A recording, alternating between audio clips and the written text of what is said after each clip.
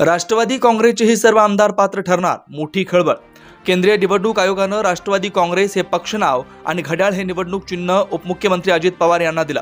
आमदार अपात्रता प्रकरणी या निर्णयाच्या आधारे सर्व याचिका फेटाळल्या जाण्याची चिन्ह आहेत। राज्यघटनेच्या 10व्या परिशिष्टानुसार आमदारांना अपात्र ठरवण्यासाठी त्यांनी विधिमंडळात पक्षादेशाचा भंग केलाय का आणि त्यांचं जाहीर वर्तन पक्षाच्या विरोधात किंवा विरोधी पक्षाची हातमिळवणी करणार आहे का, हे प्रमुख निकष असतात।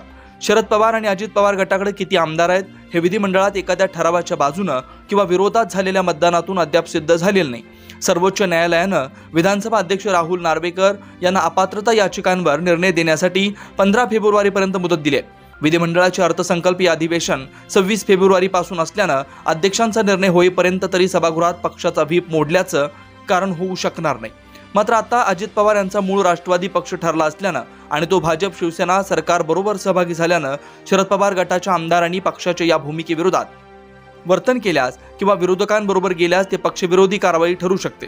शरद पवार गट हा काँग्रेस व उद्धव ठाकरे गटाबरोबर म्हणजे सत्ताधाऱ्यांच्या विरोधात एकत्र असून लोकसभा निवडणूक एकत्र लढवण्याची बोलणी सुरू आहे। त्याचबरोबर शरद पवार गटातील आमदारांनी आपण त्यांच्याबरोबर असल्याची शपथपत्रे निवडणूक आयोगाकडे सादर केलेत। आमदारांची ही कृती वर्तन म्हणजे अजित पवार गट या मूळ पक्षाविरोधातील भूमिका असल्याचं मानलं जाऊ शकतं। पण शरद पवार गटाच्या आमदारांना अपात्र ठरवलं गेल्यास त्यांना जनतेची सहानुभूती मिळेल आणि या निर्णयाला सर्वोच्च न्यायालयानं स्थगिती दिल्यास सत्ताधाऱ्यांना ते अडचणीचं ठरू शकतं। याच कारणास्तव शिवसेनेच्या उद्धव ठाकरे गटातील आमदारांनी व्हीप योग्य प्रकारे बजावला नसल्याच्या कारणास्तव अपात्र न ठरवण्याचा निर्णय नार्वेकर यांनी दिला होता। त्यांच्या मूळ पक्षाविरोधी वर्तन किंवा भूमिकेचा विचार केला नव्हता।